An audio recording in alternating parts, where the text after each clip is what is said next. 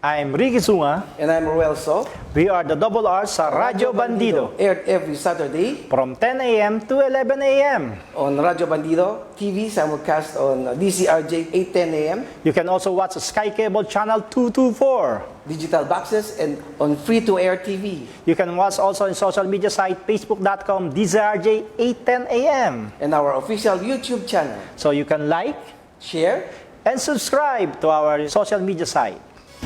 Doble sa opinyon at reaksyon, doble sa impormasyon at kaalaman. Hatid ay dobleng tuwa at saya.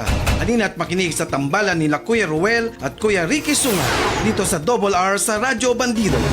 Ang programang ito ay hatid sa inyo ng Sopitech Appliances, Omas K Chicken, your happiness in a box, at ng Tobe, the overall vanity for colored hair.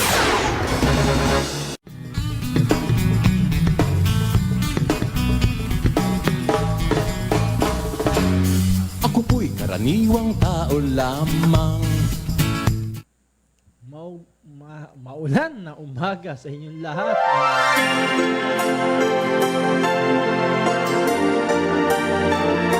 Radyo Bandido, good morning Kuyang Ruel. Yes, good morning Kuya Ricky. May bagyo na naman tayo. Oh, walang hinto ah. Linggo-linggo, nakaraan, guring, ito naman. Hana.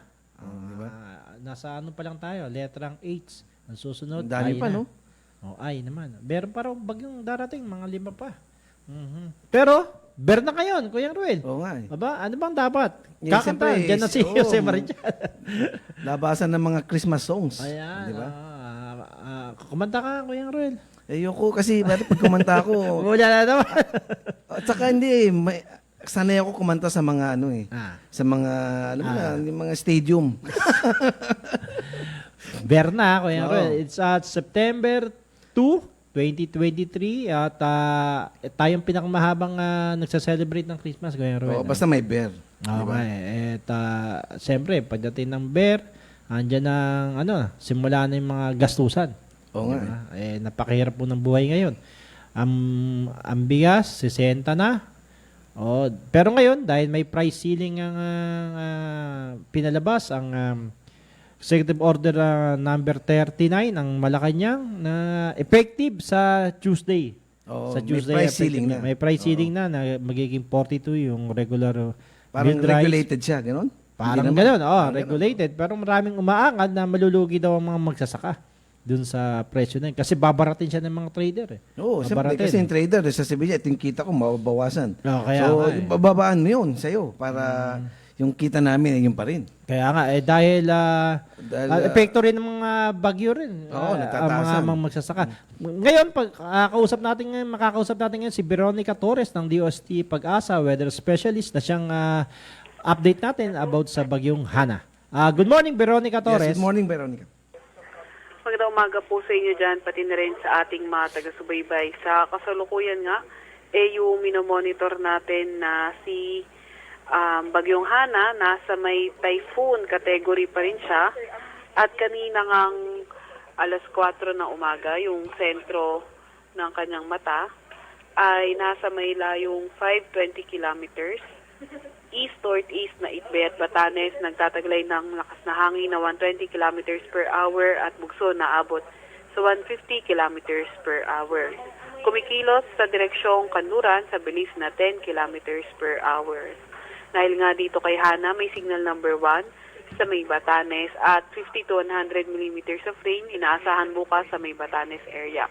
Wala man tayong nakataas na signal sa ibang bahagi ng bansa maliban sa Batanes, pero may enhance nga nito yung habagat, kaya asahan natin yung pabugso-bugso malalakas na hangin sa may Batanes, Babuyan Island, Ilocos Region, Cordillera Administrative Region, Nueva Vizcaya, Zambales, Pampanga, Bataan, Aurora, Bulacan, Metro Manila, Calabarzon, Mimaropa, Bicol Region, Western Visayas, Northern portion ng Eastern Visayas.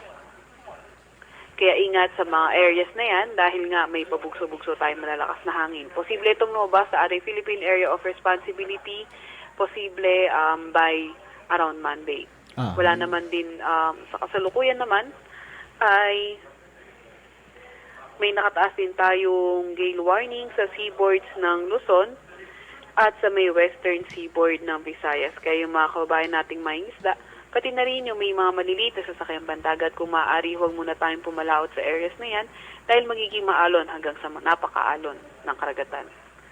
At yan muna ang latest mula sa Pag-asa Weather Forecasting Center, Veronica Torres. Yes, Veronica, so malayong naulanin tayo ng gusto rito dito sa Metro Manila. Kung dito sa Metro Manila, malayo man yung bagyo sa atin, pero ina-enhance niya yung habagat, kaya meron pa rin tayong weather advisory dito sa Metro Manila. Posible yung 100 to 200 millimeters of rain sa atin. Okay, nako. Maraming salamat muli Veronica Torres sa panahon na binigay niyo sa amin. Salamat din po. Okay, so pwede nang palang maglaba ngayong Ganun ba? uulan din, pero Pero hindi ako, mas umulan o umaraw, hindi ako naglalaba. Tigasin ako.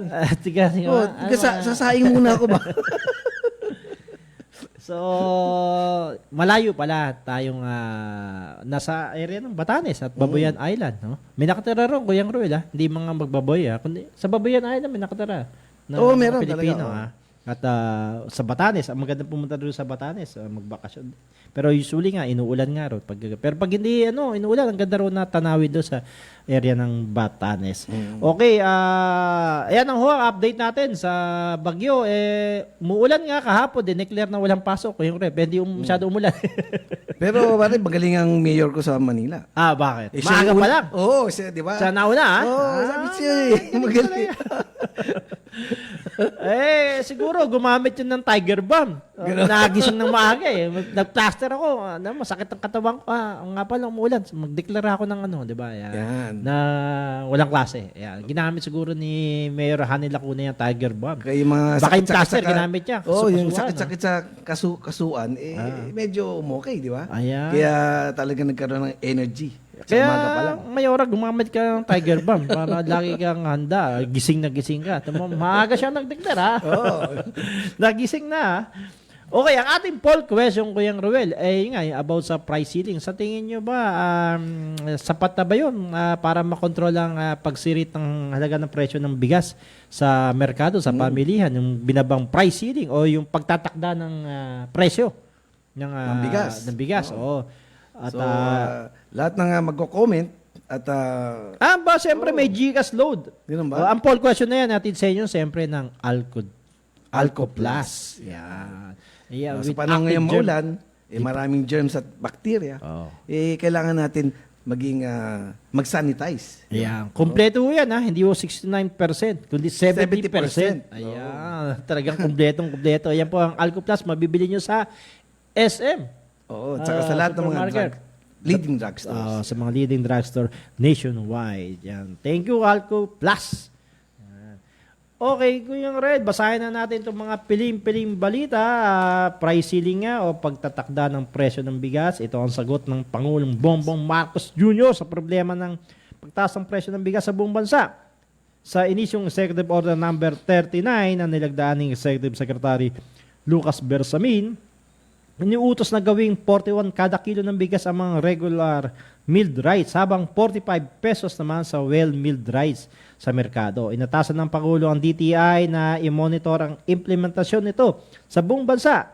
Samantalang naniniwala ang ilang grupo na magsasaka na babaratin lamang sila ng mga traders dahil sa price cap na pinalabas ng Malacanang.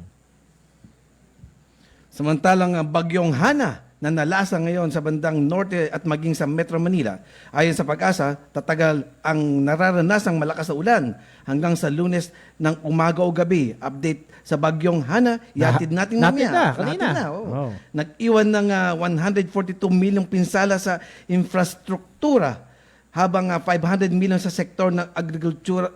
Ang bagyong Goring nanalo na sa parteng Cagayan, Benguet, Abra at Ilocos Norte. Siguring, ha? Hindi rin pinsala. Oy, papabati na kagad ang Merry Christmas sa si Romel Kayabyab. At good morning din, JC San Fernandez, Jason Abulencia. So tingin mo pare, alam mo, dapat yung Goring, hindi niya ginawang Goring, kaya nag-go Dapat stop ring. Stop ring. Kala ko, gurang na si Goring Ito nakakalungkot, no? Isasailalim sa DNA test ang 15 labi na nasunog sa malagim na trahedyang naganap nitong Huwebes ng madaling araw sa Tandang Sora, Quezon City. Ito'y dahil hindi na halos mapagkilanlan ang mga bangkay ng mga natustang biktima na sina Michael Cavite, 44, at ang 3 taong gulang na anak ng biktimang si Maria Micaela Isabela Barbin na nasawi rin, no? 23 na kasamang nasunog sa pabrika. Aalamin rin ng otoridad ang mga labi para makilala ang mga bangkay ni Wilmar Ritual, 25, Rapi Barrientos, 25, babata pa, Julius Abarca, 20, Alfred Manuel, 23, Jason Dominguez, 22, Carmina Abalos, 33, Teresa Cruz, 25, Clarice Encado, 25, Dean Lupinal, 24, at ang 3 pang nakilala lamang sa alias na Mia, Irene at Daisy na halos hindi na raw makilala talaga dahil sa sunog na katawan. Natrap ang mga biktima sa ikalawang palapag ng bahay na pawang mga stay-in sa paggawaan ng t-shirt. Parang imprenta to ng mga t-shirt. Naitrap sila. No? Kung imprenta, di maraming chemicals. Chemicals. Diba? Kaya pala mabilis na sunog. Kaya ang kakalungkod, no? Pati yung anak ng may-ari. Yung 3 nasunog. gulang na anyos, di ba? Ito, nagtakda ng isang oral argument ang Korte Suprema kaugnay sa petisyon na usapin sa polusyon sa Manila Bay, ang GR number 171947-48 o ang Metropolitan Manila Development Authority et al. Petitioners versus concerned residents of Manila Bay et al. Respondents at Akbayan Citizens Action Party bilang intervenor sa petisyon.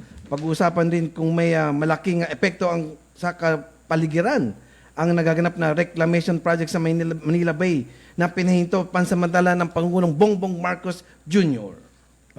Kailangan pa ba nila i-memorize yan? Nakita naman natin resulta. Kita mo. Yung first time ko nakitang dahil dyan, dati hindi nagbaba sa Ross Boulevard. Hindi rin, dami ngayon, puro bahana. Makikita mo naman ang resulta ngayon, di ba? Sa Na ngayon. kailangan i-memorize. Ayan. Hepe ng Mandaluyong Police, nirelieve na matapos magpositibo sa drug test. Ito yung surprise drug test na istagawa ng NCRPO. Sumailalim ngayon sa investigasyon ng hepe ng Mandaluyong Police na si Chief Police Colonel Cesar Herente. Kaya naman agad siyang nirelieve sa pesto. Ito yung matapos siya magpositibo sa random drug test noong August 24. Ayon kay Eastern Police District Director Police Brigade General Wilson Asweta, isinagawa ang surprise drug test sa Himran Hall sa Camp Bagong Diwa sa Taguig matapos ang isang command conference na pinangunahan ni NCRPO Chief Police Brigade General Jose Melencio Nartates. Pinilitan muna ni Police Colonel Mary Grace Madayag, babae, si Herente na binigyan ng 15 araw para i-challenge o i-contest ang resulta nito. Ang pag-challenge pala, although positive pa rin siya pagiging sa confirmatory test. So, surprise random drug test. Tapos, tinest ulit siya, Kuya Ruel. Confirmatory drug test ang tawag doon. Confirm eh. Ngayon, meron, ito pala sinasabi ni Police Colonel Jean Pahado. Congratulations pala, Kuya Ruel. Siya ang bagong PAO chief. No? Oo. Na sinasabi niya, pwede palang i-challenge ni Herente at pang 2 pang police sa NCRPO yung naging resulta sa kanya. Ang problema pala, dito pala, pagka challenge mo, dahil diba, positive ka doon sa test ng ginawa ng PNP, gagawa ko ulit, ihi ka ulit ng urine test mo. O kaya yung urine test mo na kinuha doon, padadalhin mo naman sa gusto mong laboratory, private. Sa independent, di ba? Oo, private laboratory. So, pero parang nakakaano naman kung pa-private, hindi pa ba consistent yung sa PNP? Baka hindi pa diba? masyadong Ganon, mahirap yun dahil law enforcement. So, yun daw. Sophisticated yung ginagamit. Pwede daw gamitin na kung negative siya ron, pwede niya i-contest. Ayun pala yun. Okay. Ito, isang pulis na naman. Sinabak na ang hepe ng Rodriguez Rizal dahil sa pagkamatay ng 15 anyos na si biktima ng shooting incident noong Agosto 24. Pinalitan si Lieutenant Colonel Ruben Piquero dahil sa command responsibility ni Lieutenant Colonel Arnulfo Silencio. Bukod sa pagsibak, pinakakasuhan rin ni Brigadier General Carlito Gases, Calabarzon Police Director, ng Criminal at Administrative Complaint si Corporal Arnulfo Sabilio na nakabaril at nakapatay sa biktima na si John Francis Ompad sa Barangay San Isidro. Si Corporal Sabilio kasama ng isang sibilyang asset na si Jeffrey Baguio ay hinabol ang kapatid ng biktima, si John Arce, na hindi huminto umano sa isang checkpoint sa pag-aakalang mga carnappers. Sila Sabilio at Baguio na pawang mga lasing umano ng gabing iyon. At hindi na kayo naporme. Naggawa ng sariling checkpoint. Oo, So, siyempre naman, matatakot ka tsaka gabi. Kaya hinampas na ng helmet. Ang binalik sa kanya bala no? Oo nga. Loko-loko Buti pa si talaga to Brigadier General Andre Dizon. No. Lahat ng checkpoint may mobile, kompleto, may Kompleto. naka-uniform. At maliwanag dapat yung area. Oo. Kuya Ruel, oo. At saka magagalang, di ba?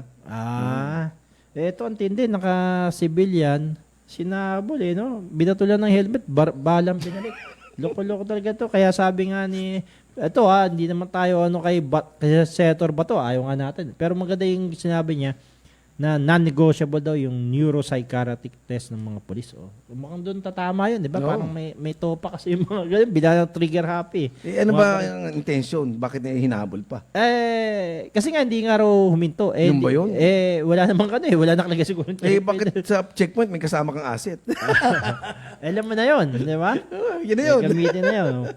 Ito naman, sa panibagong road rage na nangyari, pero personal na sumuko na yun sa pulisya ang motorcycle rider na nakabunuan ng isang pulis pasay sa kanto ng Arnaiz Avenue at Osmeña Highway sa Makati City na nag-viral na isa na namang kaso ng road rage o away sa kalsada. Ayon kay Southern Police District Director, Police General Roderick Mariano, ang rider na si Angelito Rencio ay napag-alaman pala na may standing warrant of arrest dahil sa kasong qualified theft, usurpation of authority at iba pang mga kaso sa korte. Si Rencio ang nakita sa viral video na nakikipagbunuan ng baril kay Police Staff Sergeant Marsan Dulipas sa gitna ng highway. Nagpakilala umanong si Rencio na dating intelligence officer ng AAP pero itinanggi ito ng Armed Forces of the Philippines na naging membro nila ito. So, dininay na to. Tsaka tama yung procedure daw. Kinilala nga to si, Kuya Roy, si Sargento Dulipas sa ginawa niya. Hindi siya gumamit, hindi niya binaril. Diba? Hindi, sa kabila ng nakita niyang may baril. Simple lang pala ang away nangyari dyan, di ba? Ano bang ginawa nangyari dyan sa may area ng Arnaiz? Actually, sinita niya Police Staff Sergeant Marsan Dolipas. Kasi, ito according sa kwento niya. Paborambado kasi yung pagmaneho ng... sabi niya, boss, dahan-dahan ka sa pagmamaneho kasi baka masagi kita, mabanga. Imbis na mag-sorry or... Nag-dirty finger daw. Nag-dirty finger, tapos pinakita yung baril. Yun ang kwento. Siyempre, hindi natin nakuha yung kabilang side. Walang nakita na, CCTV. Hindi. May video, di ba? Pero walang nakitang... parang naginala rin. Instinct ni Sargento, ba't may baril to, di ba? Na civilian, na, di ba? Tsaka nagyabang. Yung police, hindi naman ganun Parang iangat mo yun, So, doon na nangyari. At kinilala to si Dulipas sa tama raw, sabi ni General PNP Chief General Benjamin Acorda. Sa ginawa niya, SOP yun, dadali mo sa presinto. Okay. Pero ba't mo iniwan? Yun nga lang. Sinibak na ng Korte Suprema. Bilang. Kuyang Roel, ikaw na. Sinibak ng Korte Suprema bilang kanilang kawani si Wilfredo Gonzales dahil sa kinakasangkutan nitong kaso sa panununtong baril sa isang siklista. Kinumpirmi ng Korte Suprema na kawani nila si Gonzales na nagtatrabaho sa tanggapan ni Associate Justice Ricardo Rosario bilang coterminous employee. Si Gonzales na mayroong 20 taon na sa serbisyo ng PNP bago sa kanyang retirement noong 2016 ay sinibak sa serbisyo noong 2017 ng ombudsman dahil sa kasong grave misconduct at gun toting. Si Gonzales ay naharap sa kasong alarm scandal na isinampahan ng Quezon City Police District sa filed and alarms and scandals sa ilalim ng Article 155 of the Revised Penal Code. Sinuspindi rin ng LTO ang kanyang lisensya samantalang sinuspindi ng PNP ang pagdadala niya ng baril. August 20. Yan, kaya nga yan. No? Pero di man yata baril ang dala niya. Gitara naman po yan. Kuya rin. Namamas ko na si Gonzales. Sa ating Kaya nga. Namamas ko naman po yata. Kuya. Pero kidding aside, nakita doon sa bagong kasi inibestigahan ng kamera yan, Kuya Ruel. Nakita doon sa bagong CCTV na presenta ni Attorney Raymond Fortune na talagang desidido rin siya kasi kaya lang yung siklista kasi ayaw yatang talagang marap na at magsampa ng kaso. Gusto na raw yung manahimik. Karapatan naman yan. Pero pinakita sa video talagang loko talaga. Di ba? Tapos nung binulya yung pintuan. At dito nalampat. Ang tanong nga lang, paano ulit itong nakatrabaho sa gobyerno? Tinanggal sa serbisyo diba? Pipirma ka ng form. Are you convicted o are you tinanggal ka nga ng ombudsman di ba? Paano siya nakapasok doon sa kaya pala mayabang Baka daw.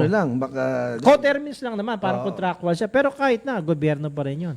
Di ba dapat wala bang moral authority doon na para tanggalin niya dahil yung kaso niya is involved in moral turpitude din kung tutuusin, di ba? Barumbado no? Allegedly, pati daw yung anak doon sa area nila, barumbado sila. Kaya pala ang consequence mo, simpleng lang yan road race lang, Kuya. Natanggalan ng lisensya, pagmamaneho, tanggalan ng lisensya rin. Umawak ng ng baril, o natanggalan pa sa trabaho. Face the consequence mo. Kaya sometimes you have to count 1 to 10 before you get mad or you get angry. Kaso ang bilang niya, Kuya Ruel, 1, 2, 3, 4, 5, 6. Ikaw lang talaga. Kagad no? Kinasa kagad Uy, sabi ni Patas Balita, mga idol, is your favorite place. Yan. We have a friend that you are interested in this opportunity for the future and style of your program, Live News Nationwide. Salamat po, Patas Balita. Inuulat ng Commission on Audit o COA na may kabuang 433 ang inihire o kinuha ni Vice President Sara Duterte bilang kanyang security escort o 455% increase na mas mataas kaysa sa kanyang pinalitan si dating Vice Presidente Leni Robredo. Base pa sa huling COA audit report, bahagi ang naturang bilang ng 683 personnel na kinuha ni VP Sara sa Office of the Vice President. Kabilang umano ito sa Vice President Security and Protection Group. Samantalang aprobado na ang mahigit 2 bilyong budget ng DepEd na hindi man lang na-question ang kanyang 500 million confidential fund na noong nakaraang taon ay gumastos raw ng 125 million sa loob lamang ng 11 na araw ang OBP. Aba? Maluho pala si Sara Duterte So, 125 million divided by 19 days. So 19 days lang, gumastos ka ng 112 million. Ang laki na. Okay. Ang balitang ito, atid sa inyo ng... Nagformula ako ng capsule. Pero effective po ng King Herbal Plus Premium. At ito, iisa. Kung anong bisa ng liquid, siya rin bisa ng capsule. Sa King's Herbal Capsule, may laban na tayo. Naman pala Ayan ang King's Herbal Capsule. Nasa Mercury Drug. Nasa Mercury Drug. Pumasok na tayo sa Mercury Drug. So, it will be available at all Mercury Drug stores. Nationwide. Oo. Ayan. King's Herbal Supreme Capsule. Okay, Kuya Ray, may babatiin ka dyan. Siyempre, babatiin natin ang ating mga ma'am. Mga sexing ma'am. Si Ma'am Carmen Santos at siyempre si Ma'am Irene Taiwan. Yan ang mga sexing ma'am. At siyempre kay June Hindi ba Vicente. kasama dyan si Irene C? Siyempre kasama rin. Siyempre, at saka siyempre ang one and only, di ba? Good morning, Sir Ruel. Regards po kay June Vicente at happy birthday pala. Kay Bunso Miki Saraga. Happy birthday at happy birthday din sa ating sa kay Konsehala Emma Lamboson ng Pandukot, Kalumpit, Bulacan. Birthday ba noon? Oo. Greetings from Maito Elementary School. Batch 72 and 73. At happy birthday kay Miss Ruby Payongayong Navarro.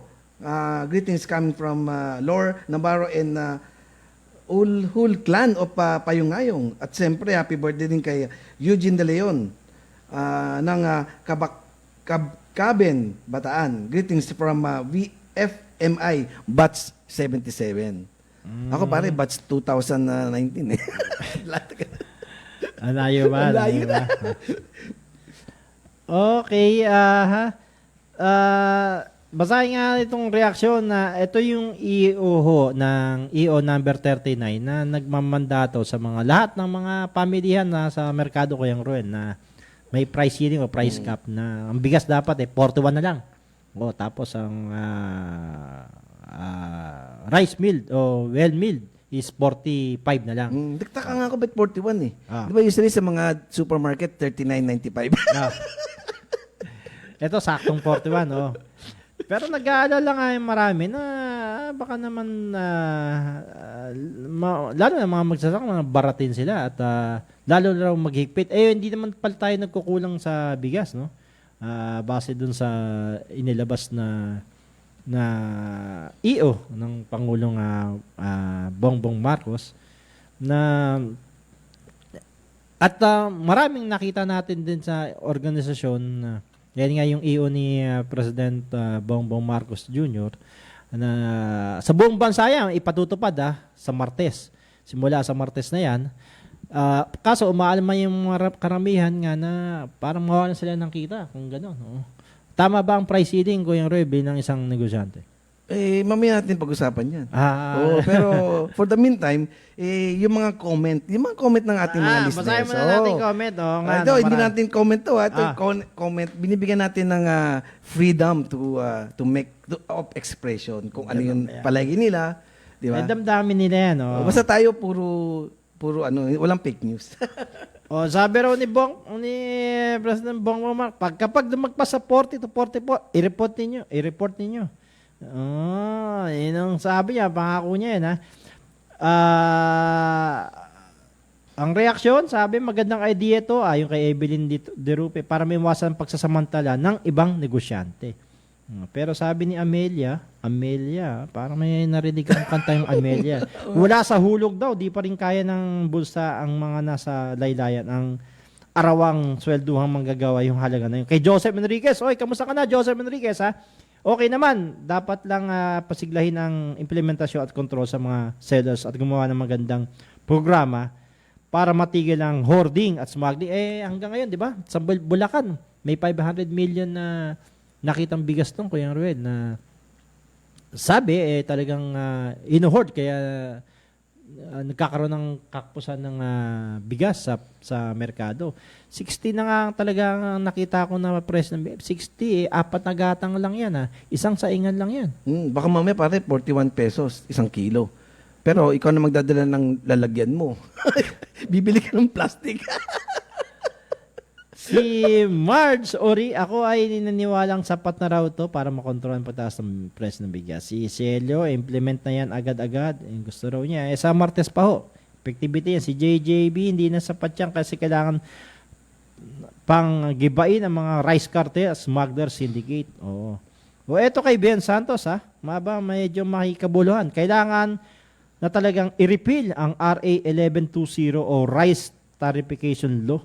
At ibalik explain mo. ang mandato ng, hindi ko masyadong nabasa ang batas na yan, pero simple lang yung sinasabi yan. Ibalik ang mandato ng NFA na direktang mamili ng significanteng volume ng palay mula sa mga magsasakang Pilipino. Muli pala kasi ng local na production. Etong rice tarification parang nagpapayag ng mag-import sino bang nag-ano nito? Si Senador Cynthia Villar. Wala namang pakialam yun sa lahat ng mga pananima, ginawa na niya subdivision. Di ba? So, tama din. Kung lahat subdivision na, wala na pa mag-import na lang. Gano'n ba? Si Chris Milan, instead of imposing artificial price control, PBBM should instead order the immediate suspension ng rice liberalization o tarification law.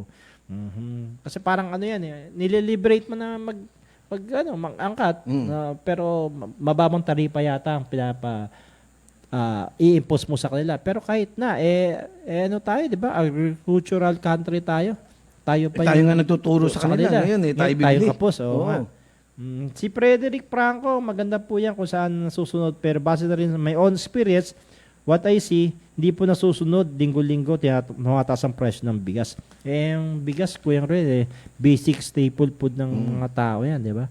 Halos na 95% Pilipino kumakain ng rice. Kaya nga pala di ba? tawag dyan, golden grain. Di ba? Yun ang mahalaga. Nasa na kaya yung 20 pesos per 20 kilo? pesos. Oh, tama tari. Kalahati. 41 pesos divide by 2, di Ah. 50. Tumaas pa rin sabi ang 20 pesos na lang na sinasabi pala, yung noodles. Hindi yung bigas. Okay. Oy, kung tag-ulan ngayon, diba gumamit kayo ng Sopitec appliances yung dryer nila. Kaya nila, oh. Diba? Maganda yun. Pag umuulan, walang araw eh. Kaya nga, yun ang mas magandang pagpatuyo ng mga damit. Yan meron yan ng Sopitec appliances dahil sa kanila, quality beyond limitation. Okay, magbabalik ko kami at patuloy kayong mag-comment at Patuloy kami magbibigay ng load. 50 pesos chikas. yan sa inyo po. Wag ko kayong alis magbabalik ko kami.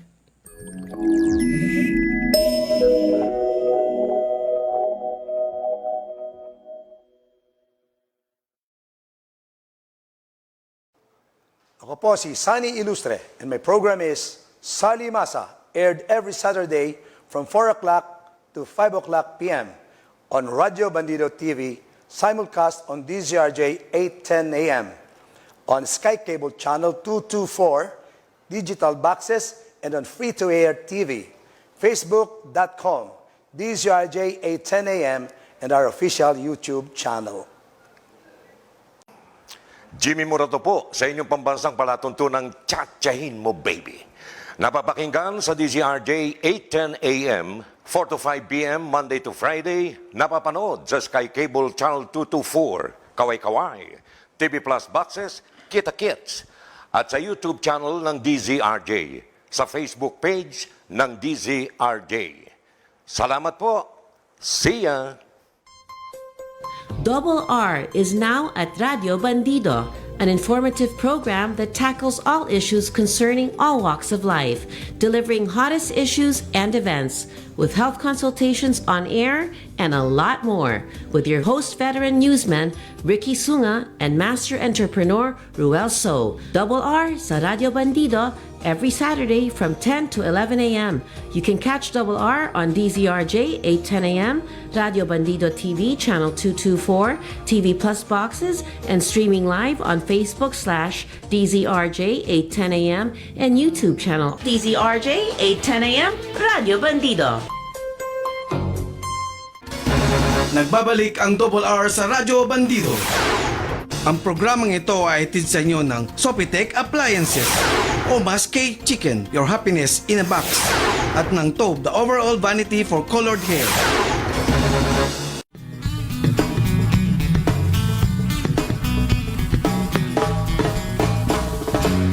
Ako po'y karaniwang tao lamang.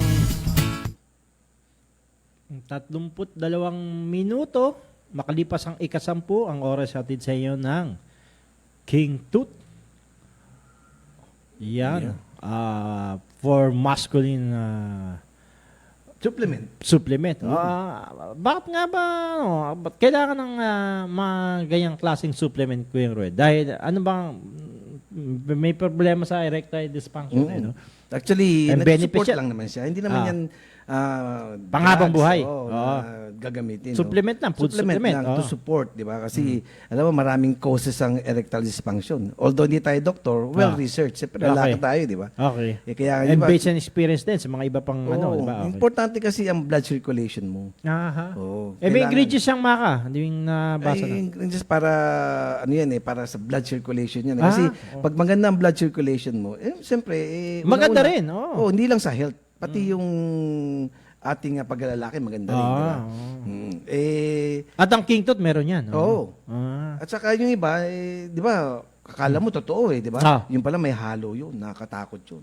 Kasi any moment from now, pwede kang mag-palpitate. In the long run. Oo, Pwede masama. yun. At marami nang nabasa ako na gano'n, na na namatay sa ibabaw ng ano. Kaligayahan. Kaligayahan. Namatay na masaya.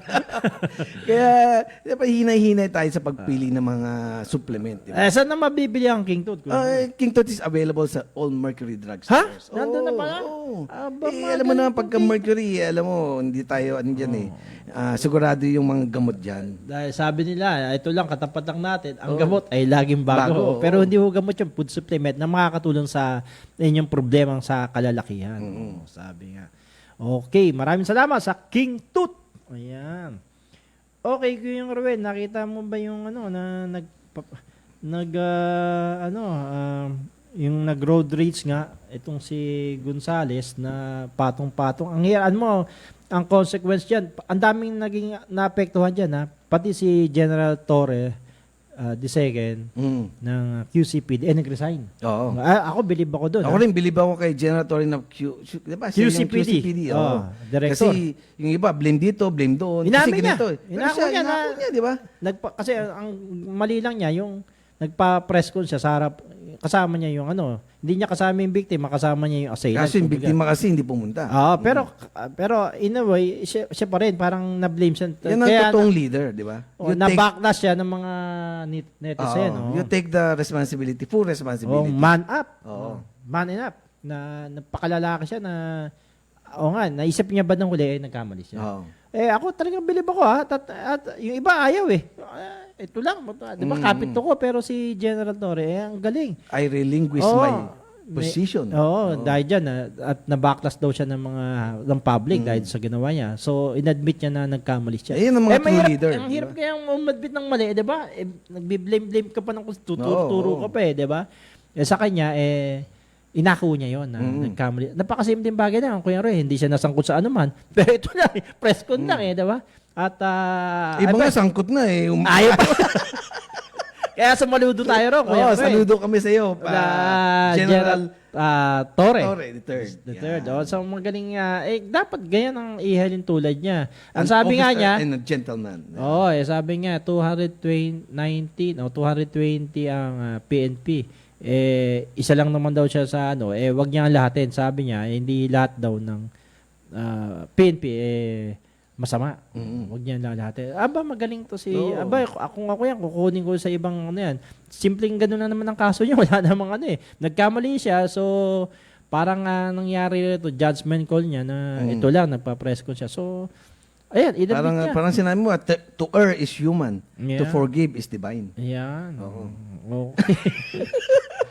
Mapupurgive mo ba yun?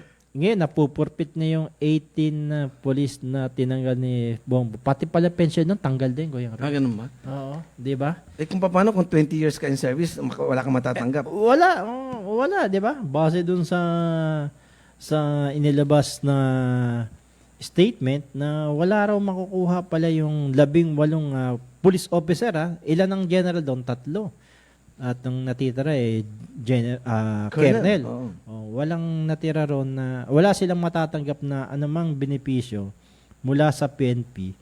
Kasi nag-resign sila Parang yun ang lumalabas, di ba? Nag-resign sila So, face the consequence, kasama din pala. Kasi may pending pa silang administrative Hindi pa naman sila totally na convict sa pero may yung nag-resign ka sa pesto o sa PNP yun nga wala silang matatanggap na yun yung binabanggit ni Pangulong Bongbong na di ba na nasangkot na nag-file ng court of circumstantial tinanggap niya di ba at ganun talaga may mga bagay na hindi mo control. At ang sa tingin mo, makakalusot ka, hindi pala. Happy birthday daw. Kay LP Dimal from Divina Dimal of Tarlac. And morning to my idol, sabi ni sexy and beautiful Marlene Crag. Sino ba ang idol niya? Ako lang Joke. Okay, So, yun nga, binabanggit natin na walang matatanggap na anumang benepisyo yung 18 ayon niyang kay kay Interior Secretary Benhur Abalos. Dahil may pending pa rin silang kaso sa administrative case na pinapile. Ay, nako. Again talaga ang buhay, di ba? Harapin nyo yung ginawa nyo.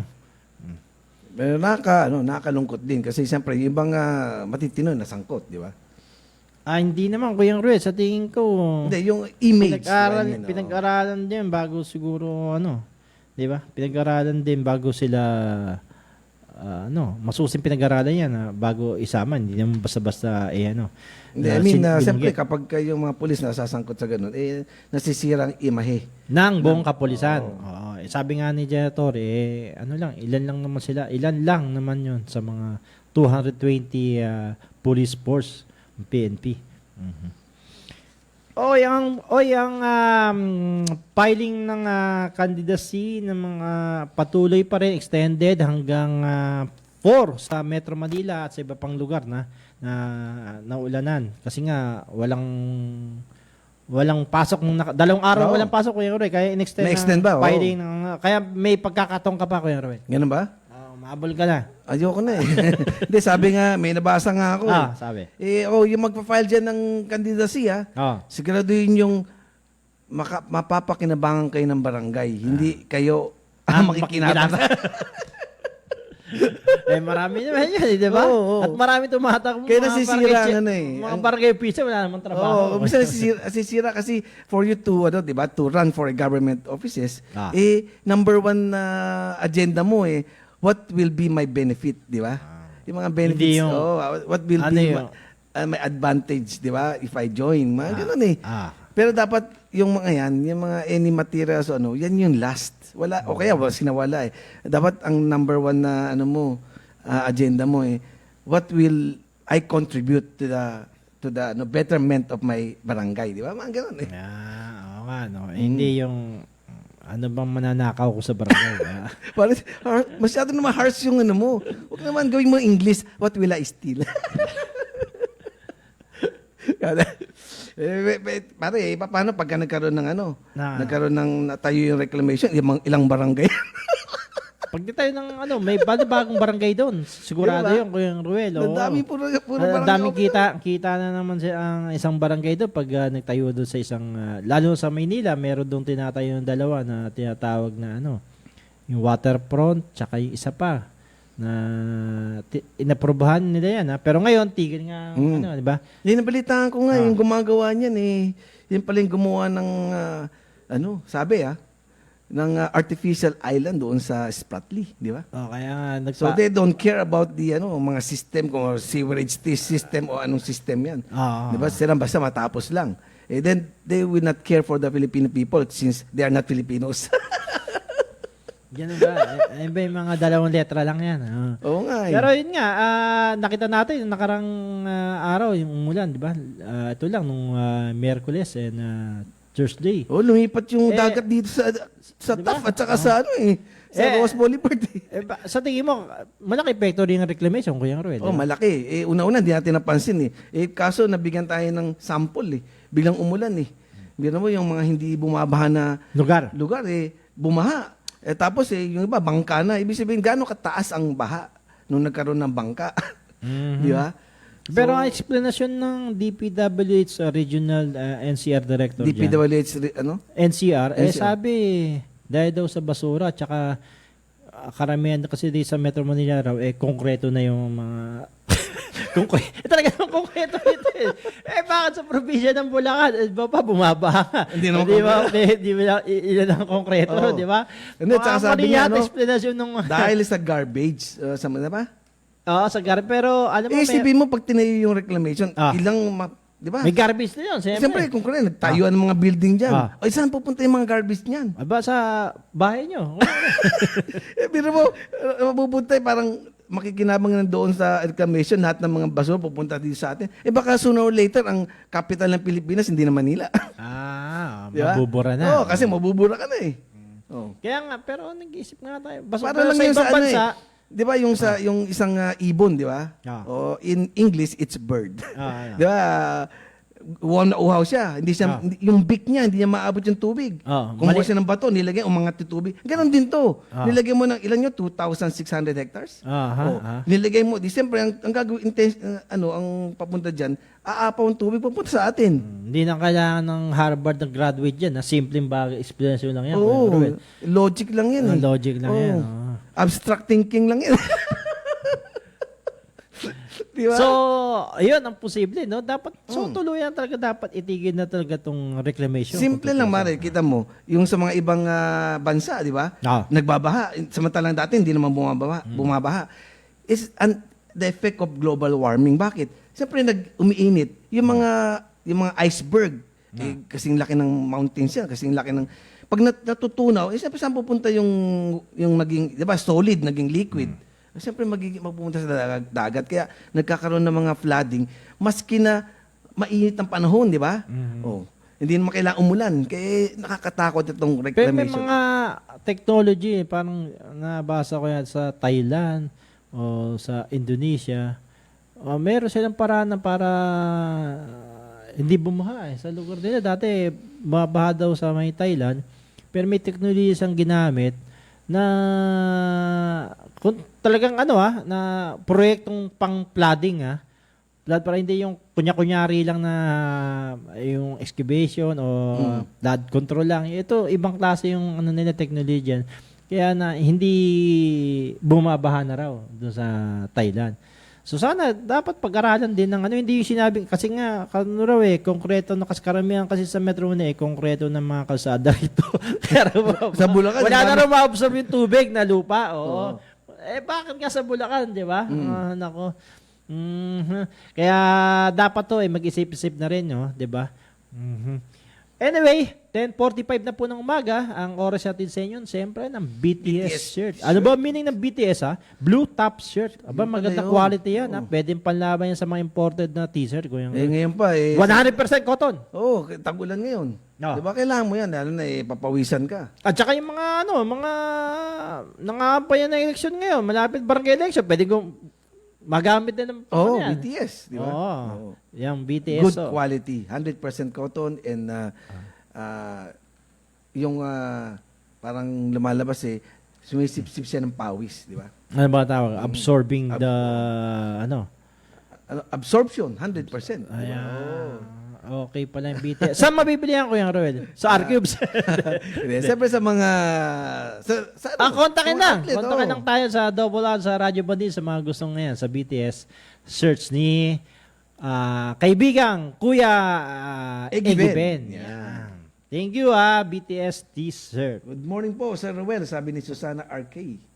Kaya Jason Abalencia, Mauran, Yak Kabuwasan. Ang alam ko lang maayong buntag sa iyong tanan. Yan. Bicolano, Bicolano. Si Daisy Samonte, sa reaksyon natin na sa pataba yung price ceiling na pinatutupad ng pinatutupad ng Malacanang. Sabi niya, kasalanan ng mga importer ang taas ng mga bigas. Tama lang ginawa ni PBBM daw. Si Jancy, wala naman tayong magagawa dyan. Meron. Kung wala, hopeful ba? Meron. Kung lahat may paraan na Jancy. Hindi, pag wala ka ng hope, ang hirap nun. Wala nang pag-asa Si Joe Felipe sabi, sapat na para makontrol ang mga nag-hoard ng mga negosyante ng bigas. Si Ronald Tumbaga sabi, hindi pa rin sapat ang price ceiling ni PBBM. Napakataas pa rin ng bigas. Hindi nga may price ceiling kaya kalagay na doon sa presyong 41 at 45. Si Anyong sabi, okay na din, may price ceiling kasi pag wala, mas tataas pa yan. Ayun ang sa tingin niya. Si Cornelio Vicente ng Kalumpit, Bulacan, mabuti na merong price ceiling kaysa wala. Pero hindi ito sapat. Bigo ang Department of Agriculture sa larangan ng presyo at stock ng bigas, sibuyas at iba pa. Si James Diaz, kawawa mga farmer dahil posibleng ibungayin nito ang totoong pambabarat ng presyo ng palay. Tama nga. Dahil nga sa rule of thumb nila na ang presyong retail ay times 2 sa farm gate. Oo nga, Kaya nga sinasabi nga malulugi nga raw itong mga magsasaka, magpapalay. Sapat po ang ginawa ni PBM ayon kay Celestine. Si Arthur Tolentino, dapat supplier binigyan ng price ceiling at ang retailer. lugi mga retailers na nabiling mataas na presyo mula sa mga supplier. Si Asda Centino, price cap 45 pero nasa merkado ngayon nasa 55. Ipatutupad ho yan sa Martes na. Kasi So, next week? ipapublish muna yan sa newspaper ko yung Ruel. So, by Tuesday, ipatutupad na yan next week ho. Si Kim hindi siya sapat pero magandang panimula para maagapan ang pagtaas ng bigas. Okay. Dapat hindi lang bigas, dapat lahat. Lahat. Oo. May... Lahat ng mga basic commodities, magkaroon ng price ceiling. Kasi, ano yan eh, yan talagang ginagamit ng mga natin eh. Di ba? Kumbaga, pwedeng- may price control Di na ba, talaga. pwedeng tubig at ilaw. Pwede ba yun, Kuya Ruel? Hindi. Siguro, hindi. May mga nabola, may mambobola na senador nung una, sabi, mababawasan naman system loss, etc. Nanalo ni senador hindi mo na ipatupad yung sinasabi niyang bawas presyo ng kuryente. Kasi marami ding yung system loss hindi naman talaga system loss yun eh. Ninakaw, may mga nagkakabit di ba? Dapat under, believe nga ako dati kay Apolacay. Kay Senior Ferdinand Marcos, dati walang makapagnakaw ng kuryente, talagang kulong ka kagad. Ganun ba yan? Kaya, ito nga maraming reason maraming ways para ma-hit o makuha natin yung inaasam natin presyo na na mura na bumaba. At sa tingin, paano ba ako yung Ruel? Hindi, ito gusto kong comment ng ating isang listener kay Liza Bendoso. Ang sabi niya? Implementing a price ceiling on rice products in the Philippines can have both advantages and disadvantages. The advantages include affordability, poverty alleviation, and social welfare. Price ceilings ensure that rice remains affordable for consumers, reduce the cost of living, and protect consumers from exploitation. However, there are also disadvantages to consider. This includes supply shortages, compromised quality, and market distortions. Implementing a price ceiling may discourage suppliers, leading to reduced supply, compromised quality, and market disruption. It is important to carefully assess the specific context and conditions of our country before finally implementing a price ceiling on rice products. We need to weigh the pros and cons on every decision we make if it more favorable to the majority. So, in short, palpak ang price ceiling ni PBBM. Hindi, actually hindi siya palpak. So, yun ang sinasabi ko, di ba? Like ko sinasabi yan doing the right things. So you make a price ceiling. But are you doing things right? Di ba? You have to evaluate, to check both sides Dapat we must create a win-win situation. Win-win for the farmers, win-win for the businessman. Yung mga ito bang AO number 39 na pag-aralan ba nila ito, Kuya Ruel? Kung hihintayin pa nating epekto nito, ay mali pala, tsaka babawiin. Diba? Depende yan sa urgency. For example, talagang medyo nagkakaroon ng chaos dahil sa, siyempre, yung presyo to ang taas di ba? So, you implement muna. Di ba? Kasi mahirap yung you implement before you, di ba? You evaluate Kailangan mo check mo muna. Ganon? Lahat naman ng decision bago mo bitawan yan, dapat tinignan mo lahat Pero dito, nagkakaroon ng chaos. Implement mo muna natin price ceiling. Tapos, dapat on that same, check mo kung ano yung, evaluate mo na, sandali, matatalo ba tayo? Ang mga negosyante ba, maiipit din? Ito ba ang magiging resulta niya? Lahat checkin mo siya. Bago, sandali, pwede nating ibahin ang implementation. Kasi, siyempre, ang lagi nating direction is to be favorable to all, di ba? Okay. Sa ganong akin naman, dapat pag issue ng EO, wala nang laban bawi. Di ba? Babawi pa. Madali naman i-check yan. I-check mo lahat ng mga nag-hoard dyan sa mga warehouse kung nasan ba mga bigas natin. Di ba? Buwagin yung mga smuggler dyan. So, para smooth yung pagpataw ng EO na tama kung win-win solution both parties, 'di ba? yung farmers, tsaka mga mamimili, tsaka yung mga traders. Oo. Pero lumalabas dito, sabi, initially, tingnan muna natin, tama rin, tingnan muna natin epekto, pero initially, sabi nga na maapektuhan dito yung mga magsasaka. Ang dapat sigurong sagot dito, i-subsidize na lang ng gobyerno yung, yan, parang isa-subsidize mo yung 'di ba yung mga jeepney drivers, 'di ba? Ang taas ng presyo ng lakis. O i-subsidize na lang din itong pag-supply ng presyo ng bigas sa mga traders o sa mga magsasaka. Yun ang sa tingin ko the best na paraan para bumaba ang bigas. Dahil ito yung pinangako niya na 20 pesos, hindi naman naging 20 pesos. Pero sabi nga ni Patas Balita, 20 pesos siya kung 3 beses. So, isang kilo na.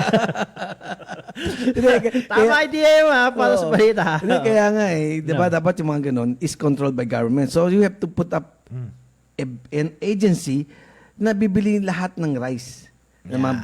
Tapos, yung mga retailer o yung mga wholesaler o mga middleman, bibili sa government. So, you can control.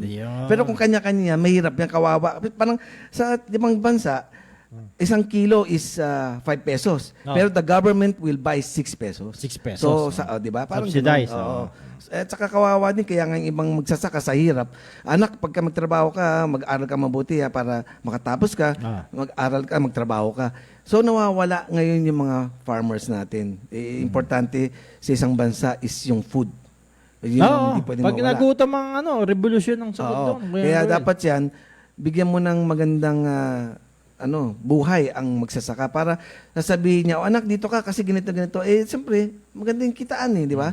Hindi sila support yung mga farmers. Tama. Kasi tama yung sabi mo, mahalaga pag nagutom ang isang tao, ang hirap na lahat gagawin niya, di ba? Ito, parang simple lang. Kahit na mahal na mahal mo yung babae, mahal na mahal ka ng babae, pag ginutom mo yan, lalayasan ka. Kaya nga yung yung actually, alam mo siguro yung USSR, di ba? Yun yung Soviet Socialist Republic. Nung araw. So they they focus on arms, on lahat ng mga technology something. They forgot sa arms, the food. Kaya nagrevolusyon doon. Naghiwa-hiwalay sila.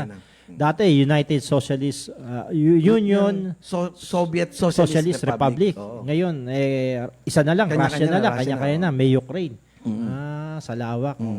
Mahirap Ako nga tawag sa akin Russian . Bakit? Kasi pagka nag-uutos ako, Russian. Kaya tawag sa akin, Russian.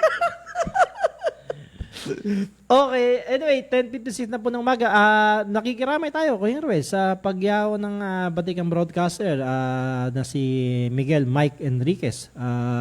Siya po open na ngayon ng public viewing sa kanyang burol diyan sa may Christ the King, sa may sa may Green Meadows, Quezon City, sa Christ the King. Nakaburo po si Mike Enriquez at strict yan, pero nabait din, Kuya, naging pansamanta tayo naging guest host doon sa DCWB. Okay. Kasama natin dito nandun ako si Raul Bertudaso na ngayon nandito sa DCRJ. At nakasalubok yan, napakabait. Yung respeto siya. Good morning. 'Di ba? Kaya nga nung umubo siya, hindi man talaga umubo talaga pala siya . Diba? Kaya sabi niya nakilala sa excuse me po. Manners pala yun, good manners yun. Itinuro sa kanya ng magulang kapag nabahing ka o nainubo ka, mag-excuse ka. O hindi pala arte yun, kundi talagang sadyang may karamdaman siya. Sa iba naman, pagka nabahing ka, di ba, God bless, di ba? Pero God ngayon, bless you. pagka nabahing ka, babatuhin ka, umalis ka dito, baka COVID. Ayun, kay DSI, pero yun nga, mahusay na broadcaster yan. Yan yung talagang strict, kaya tawag rin siya ng Buma, dahil parang big data yan . DJ yan si DJ Michael, naalala ko yan. At napakahigpit niyan, matalino. Yan ang dapat, turuan ka, hindi yung kikriticize ka by live. Sayang ang oras, di ba? Yun, tuturuan ka yan. At napakahusay niyan si Mike Enriquez kumpara sa iba pang broadcaster. Tayo nakikiramay sa kanyang pagyaw. Ayan. Anyway, bumunot na tayo. Para sa win-win situation, kailangan natin bumunot. Ayan. Okay, congratulations muna sa aking anak, si Angelia Thea Sunga, na champion sa Curator. Nandun ba si Mayor Lani Cayetano, na kaharap niya at napabilib sa kanyang pagsasalita. Yan, si Angelia. Congratulations, anak. Okay. Ang nanalo, si Romel Kayabyab. Nako Sino pa? Si Jerry Angusya. At si pangatlong nanalo, si Celestine Canton. Pang-apat, si Les Banal. At ang panglima ay si Josia Guadamor. I-direct message nyo lang kami sa aming fanpage sa R sa Radyo Bandido para sa inyong gigas o load. Yan. Within a day, itong announcement dapat malaman namin para may bigay namin sa inyo ang prize. Oh, pero Okay, bigyan Kuya daw Ruel. niyo si paring Ricky ng time kasi minsan nagpapahinga. Kaya Monday na rin ako. Within a day din, Kuya Ruel. Within a day, Within a day ba? Okay, Kuya Ruel, paano pala? Sa lahat ng mga listeners namin, okay, magsasawa sa aming program, the R sa Radyo Bandido, every Saturday, 10 to 11 a.m. po. Yeah, maraming salamat sa mga nag-comment at nag-share ng aming live episode ngayong umaga, September 2, 2023. Pasko na. Merry Christmas na. Ayan. Okay, bye-bye. Hi, Binis. Good morning. Merry Christmas. Happy weekend. Doble sa opinyon at reaksyon. Doble sa impormasyon at kaalaman. Hatid ay dobleng tuwa at saya. Halina't makinig sa tambalan nila Kuya Ruel at Kuya Ricky Sunga dito sa R sa Radyo Bandido. Ang programang ito ay hatid sa inyo ng Sopitech Appliances, Omas Cake Chicken, your happiness in a box, at ng Tobe, the overall vanity for colored hair.